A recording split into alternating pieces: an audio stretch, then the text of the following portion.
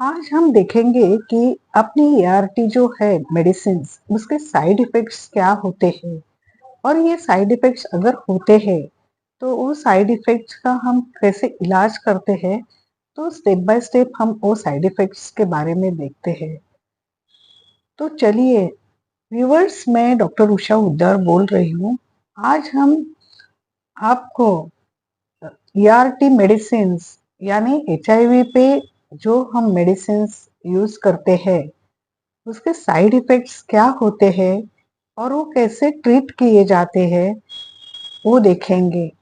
ये side effects में अभी फर्स्ट जो है ड्रग्स, वो हम कॉमनली कौन सा यूज करते हैं तो टीएलडी करते हैं। तो उसमें से जो टी है टिनोफोविर, वो न्यूक्लियोसाइड रिवर्स ट्रांसक्रिप्टेज इनिबिटर है और वो पोटेंट ड्रग है और वो HIV-1 HIV-2 और हेपेटाइटिस बी के ऊपर भी उसका असर होता है। और मैंने लास्ट एक वीडियो में बताया है कि वो सबसे ज्यादा फर्स्ट लाइन ट्रीटमेंट पे यूज होता है और ज्यादा करके वो उसका टॉलरेट भी होता है। लेकिन जब वो 300 मिलीग्राम देते हैं तो मैंने आपको बोला था कि उसके एडवर्स इफेक्ट्स में ग्लाइकोसूरिया मीन्स शुगर जाती है, वो नॉर्मल होती है, लेकिन प्रोटीन्स भी किसी किसी को जाते हैं। हाइपोफॉस्फेटेमिया भी होता है, मीन्स फॉस्फेट लेवल जो है वो कम होते हैं और हड्डियों भी ठिसू जो बोलते हैं ना, हड्डियां कमजोर होती है, उसमें वो उनका साइड इफेक्ट्स है। और ऑस्टियोपेनिया भी होता है और एक्यूट रेयरली जो होते हैं तो एक्यूट उसको रीनल फेल्यूर भी होते हैं। तो इसके लिए हर 6 महीने में हम रीनल आरएफटी भी करते हैं। तो हर 6 महीने में उसके लिए रीनल फंक्शन टेस्ट करना जरूरी होता है। अभी जो दूसरा जो है एनआरटीआई, वो थाइमिडिन एनालॉग है, वो जीडोवुडिन है, उसको AZP भी हम बोलते हैं। और वो सिर्फ इफेक्टिव किसके अगेंस्ट है, HIV-1 और HIV-2 में है। और वो क्या करता है जीडोवुडिन, जो ट्रांसफर होता है वर्टिकल ट्रांसमिशन, वो प्रिवेंट करता है। वो जीरोविडिन बच्चों में भी देते हैं और एडल्ट्स में भी देते हैं। तो टैबलेट्स एंड सिरप फॉर्म में वो होते हैं। और जीरोविडिन हमेशा FDC माने फिक्स डोज कॉम्बिनेशन में ही अवेलेबल होते हैं। तो उसका डोज मैंने बोला था कि अरे हे 300 व्हिडिओ मिलीग्राम झाला ट्वाइस डे में 2 देते हैं। और उसका एडवर्स इफेक्ट अगर आप देखेंगे तो वो क्या करता है, बोन मैरो सपरेशन करता है। बोन मैरो सपरेशन मीन्स वो जो अपना शरीर में पेशियां, हीमोग्लोबिन बनाने की पेशी है, उस पे अटैक होता है और वो एनीमिया ये करता है। और इसलिए अगर हीमोग्लोबिन 7 से नीचे होगा तो झिडियोडिन नहीं देते हैं। वो गैस्ट्रोइंटेस्टिनल भी, वो कभी कभी उल्टी, एनोस्मिया मीन्स उल्टी जैसा होना भी वो देता है, हेडेक देता है, इंसोम्निया भी देता है और अपने मसल्स में वो पेन भी देता है। और हाइपर पिगमेंटेशन मीन्स अपने नाखून और चमड़ी के ऊपर अपनी जो त्वचा है उस पे पिगमेंटेशन भी देता है। अभी ये जो तीसरा जो ड्रग्स है वो अबाकावीर है। अबाकावीर हमेशा लैमि लैमिउडिन के साथ ही देते हैं और उसको 3TC ऐसा भी बोलते हैं।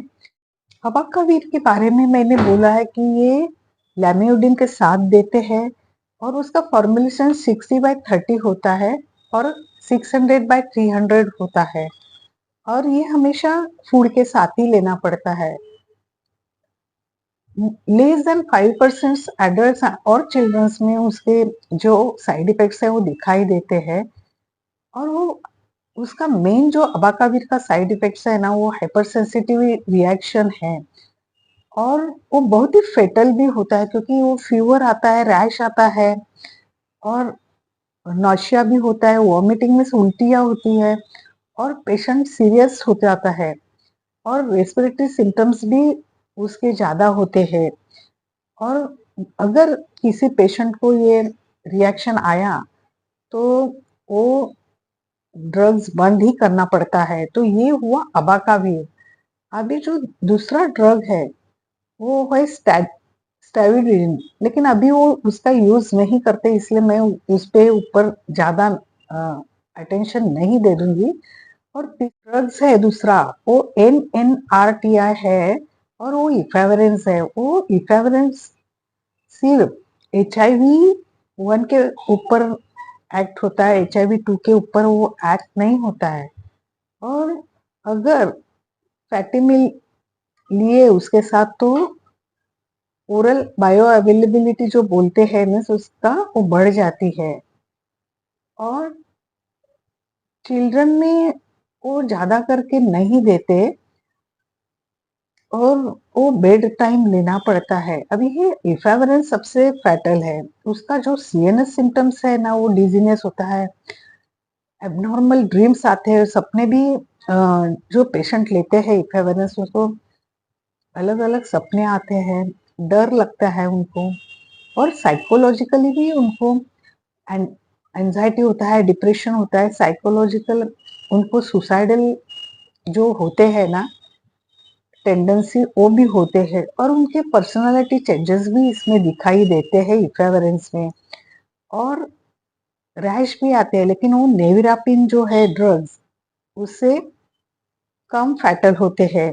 तो ये इफेवरेंस हमने पहले जब डोलिटाग्राविर नहीं आया था तो हम क्या देते थे, TLE मीन्स टिनोफोविर, लैमिविडिन और इफेवरेंस देते थे। तो ये जो CNS टॉक्सिसिटी और साइकेट्रिक सिम्टम्स उसमें ज्यादा दिखाई देते थे। लेकिन अभी अभी भी TLE का यूज होता है, वो मैं बाद में बताऊंगी, डोलिटाग्राविर के बाद आएंगे तब। अभी दूसरा जो NNRTI है वो नेविरापिन है। अभी नेविरापिन सिर्फ HIV-1 पे एक्ट होता है और वो HIV-2 पे एक्ट नहीं होता है। और ये इसका ऐसा कुछ फूड के ऊपर डिपेंड नहीं होता है। तो इनिशियली क्या होता था, वो 200 मिलीग्राम सिंगल डोज लेबर में अगर औरत आती थी, जो औरत HIV पॉजिटिव है और लेबर में आती थी, तो उसको वो ओरली देते थे क्योंकि वो HIV अपने बच्चों को ट्रांसमिट ना हुए। लेकिन अभी वो नेविरापिन अभी नहीं देते क्योंकि रजिस्टेंट म्यूटेशन भी उसका हो गया है। लेकिन इसका साइड इफेक्ट भी बहुत ग्रेव था कि हिपेटाइटिस भी था, स्किन रैश था, और वो एपिडर्मल नेक्रोलाइटिक और पीलिंग ऑफ जो स्किन बोलते हैं ना, वो स्किन में इतना ये होता था कि वो स्किन ही निकल जाती थी। और वो हिपैटिक टॉक्सिसिटी भी उनकी सीवियर थी। लेकिन अभी उसका नेविरापिन का ज्यादा एडल्ट्स में उपयोग नहीं होता है। दूसरा जो है वो रेटिनाविर बूस्टेड PI फॉर्मुलेशन होता है। रेटिनाविर बूस्टेड यूज क्या होता है, वो अल्टरनेट फर्स्ट लाइन ट्रीटमेंट में होता है और सेकंड लाइन ERT में होता है। उसमें अटाजिनाविर बूस्टेड रेटिनाविर होता है, लोपिनाविर बूस्टेड रेटिनाविर होता है। तो रेटिनाविर 100 मिलीग्राम 2 टाइम देते हैं, और उसका सिर्फ कॉमन जो है वो गैस्ट्रोइंटेस्टाइनल में डायरिया, दस्त होता है, डायरिया, उल्टी होता है, उल्टी जैसा लगता है, और एब्डोमिनल पेन होता है। और उनका न्यूरोलॉजिकल जो साइड इफेक्ट्स है वो रेयर है। में कौन से पेशेंट में नहीं देते, जो जिसका वजन 25 किलोग्राम से कम होता है और लेस देन 6 इयर्स में वो नहीं देते हैं। उसमें रीनल फेल्यूर भी अगर होगा तो नहीं देते हैं। और ये जो एटाज़नावीर है वो ये पेशेंट में ज्यादा करके नहीं देते। अभी एक दारूनावीर भी है लेकिन उसका इतना यूज नहीं है, तो उसका तो भी मैं उसका साइड इफेक्ट्स आपको बताती हूँ क्योंकि वो हिपैटोटॉक्सिक है। और 10% पेशेंट में रैश भी आते हैं, स्किन रैश। वो नॉर्मल जो होते हैं दस्त, वोमिटिंग, वो भी कभी कभी किसी पेशेंट को आते हैं। और लेकिन वो हाइपर लिपिडेमिया भी देता है, मीन्स लिपिड का जो है वो बढ़ जाता है, कोलेस्ट्रॉल। सीरम ट्रांसअमाइनेज जो होते हैं इसके लीवर के, वो भी बढ़ते हैं। और लाइपोडिस्ट्रोफी ज्यादा होता है उसमें, और हाइपरग्लाइसेमिया भी होता है, मीन्स शक्कर बढ़ती है। दारूनावीर, लेकिन अभी तक वो दारूनावीर अपना इस पर आया नहीं है, तो हम नहीं देते। अभी जो मेन है इंटीग्रेस इनहिबिटर्स मीन्स डोलिटाग्राविर, वो मैंने एक उसका पूरा एक सेशन ही लिया है आपका वीडियो में, तो मैंने उसमें डिटेल में बोल दिया है, लेकिन तो भी जो कोई नए हैं उनके लिए मैं बताती हूँ कि डोलिटाग्राविर HIV-1 पे एक्ट होता है, HIV-2 पेशेंट में होता है, मिक्स्ड जो है HIV-1 HIV-2।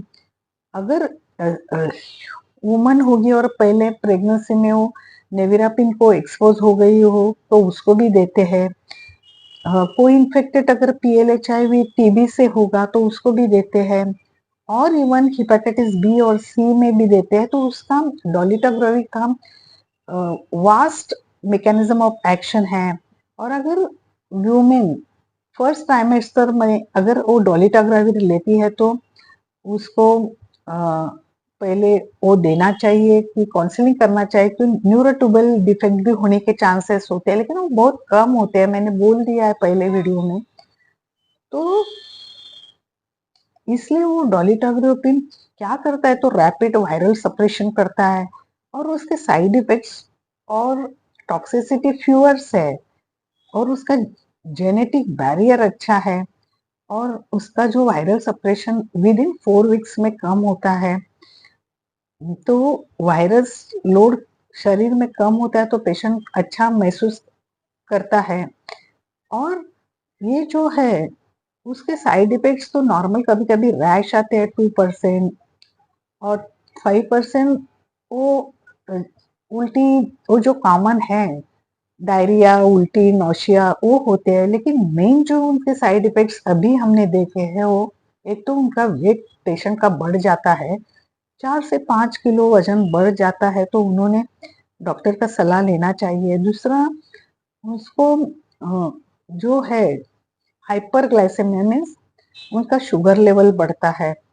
और तीसरा कोलेस्ट्रॉल भी किसी किसी पेशेंट के बढ़ गए हैं, इसलिए उनका हर 6 महीने में लिपिड प्रोफाइल और ग्लूकोज HbA1c भी करना चाहिए। वैसे भी लिपिड प्रोफाइल ये हम साल में एक बार करते हैं, लेकिन अगर कोई पेशेंट में उसके साइन एंड सिम्टम दिखे तो 6 महीने में करना जरूरी है। तो ये हो गया डोलिटाग्राविर का। अभी उसके डोलिटाग्राविर का साइड इफेक्ट्स भी क्या होता है, मैंने अभी ये सब बताया कि इंसोम्निया होता है, हेडेक होता है, डिजीनेस होता है, टायर्डनेस होता है, और फीटल न्यूरल ट्यूब डिफेक्ट्स मैंने तो बोल दिया है फर्स्ट ट्राइमेस्टर में ही होता है, और DTG एसोसिएट वेट गेन भी होता है। और सीरियस अभी तक तो लिखे नहीं है 3 साल में, लेकिन उन्होंने नोटिस भी किया कि hyper sensitive reaction liver derangement होता है। और अगर पीपल को हिपेटाइटिस बी है, हिपेटाइटिस सी इन्फेक्शन है, तो वो रिस्क उनकी बढ़ती है, तो उसमें थोड़ा संभाल के देने का और मॉनिटर करना होता है। राल्टाग्राविर का तो मैंने बोल दिया है कि वो यूज नहीं अभी तक करते हैं, वो भी एक ड्रग्स है। लेकिन सबसे कॉमन जो है वो ड्रग ड्रग रिएक्शंस जो होते हैं वो होते हैं, क्योंकि उसमें क्या होता है, अगर पेशेंट बुखार आया, मलेरिया हुआ, टाइफाइड हुआ, मैंने वो लास्ट वीडियो में भी मैंने बोला है कि टीबी हुआ, तो वो पेशेंट ज्यादा करके अपने जो दूसरे डॉक्टर हैं उनको बताता नहीं है कि 68% पीपल जो HIV बाधित है वो ये बताते नहीं है कि हमें HIV हो गया है।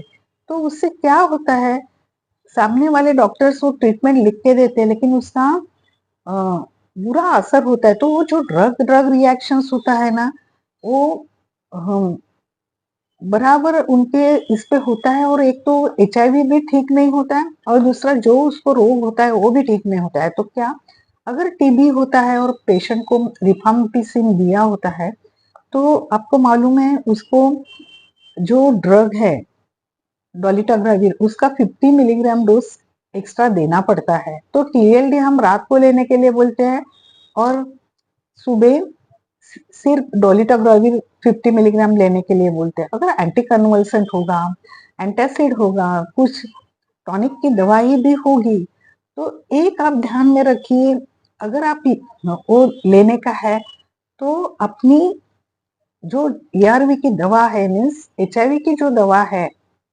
एआरटी, वो पहले लीजिए और 2 घंटे या 3 घंटे के बाद बाकी की जो दवा है, मीन्स एंटी कंसल्टेंट है और एंटासिड्स लेते हैं गैस्ट्रिक गैस्ट्राइटिस के लिए, एसिडिटी के लिए वो है, और भी कौन सी मलेरिया की हो, टाइफाइड की हो, एक ध्यान में रखिए, पहले एआरटी लीजिए, बाद में 2 या 3 घंटे के बाद वो दवा लीजिए। तो क्या होगा, उसका इंटरैक्शन ड्रग ड्रग रिएक्शन नहीं होगा। नहीं तो जब हम अगर आप 9-12 बजे खाते हैं, 12 बजे रात को अगर एआरटी की गोली खाते हैं, तो 6 घंटा पहले आप वो एंटासिड का गोली लीजिए, एंटी कन्वल्सेंट लीजिए ना। एक तो आप 6 घंटे पहले लीजिए, नहीं तो 2 या 3 घंटे बाद में लीजिए। तो इससे क्या होगा, ड्रग ड्रग रिएक्शन नहीं होगा।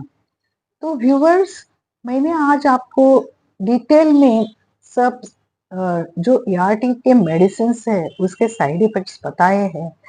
होप करती हूँ कि आपको ये अच्छा लगा होगा। अगर ये आपको अच्छा लगा तो कमेंट, सब्सक्राइब कीजिए, शेयर कीजिए, और अगर मेरा कंसल्टेंट आपको चाहिए तो मैंने फ़ोन नंबर डिस्क्रिप्शन में दिया है, तो आप संडे का मेरा कंसल्टेंट ले सकते हैं, वो पेड है। अगर आपको कुछ पूछने का है तो पर्सनली आप वो कंसल्टेंट व्हाट्सएप ले सकते हैं। धन्यवाद।